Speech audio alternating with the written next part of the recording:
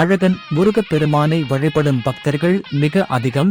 வழிபாடுகளிலும் வழிபாட்டு முறைகளிலும் முருகப்பெருமானுக்குத்தான் பலவிதமான வழிபாடுகளும் நேர்த்திக்கடன்களும் இருக்கின்றன என்கிறார்கள் ஆச்சாரியர்கள். முருகப்பெருமானுக்கு எல்லா சிவாலயங்களிலும் சந்நிதி அமைந்திருக்கும்.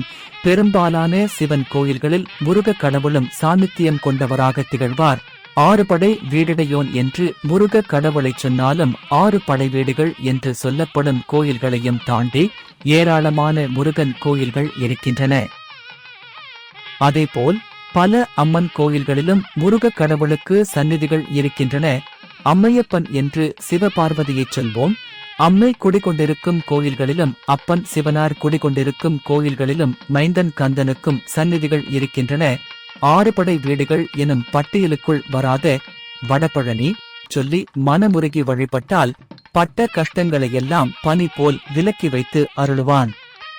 அடைந்த துன்பங்களில் இருந்தெல்லாம் ஆனந்த வாழ்க்கையை மாற்றி தந்திடுவான் கந்தன்.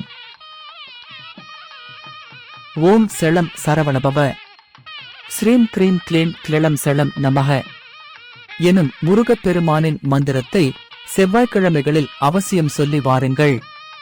செவ்வாய்க்கிழமையில் காலையும் மாலையும் இந்த மந்திரத்தை சொல்லி வாருங்கள். முடிந்தால் நெய்விளக்கேற்றி பிரார்த்தனை செய்யுங்கள். இந்த மந்திரத்தை 21 முறை அல்லது 54 முறை அல்லது 108 முறை சொல்லி வாருங்கள். அதேபோல் செவ்வாய்க்கிழமை என்றில்லாமல் எல்லா நாளும் சொல்லி வழிபடுங்கள். தினமும் சொல்லி வழிபடுங்கள்.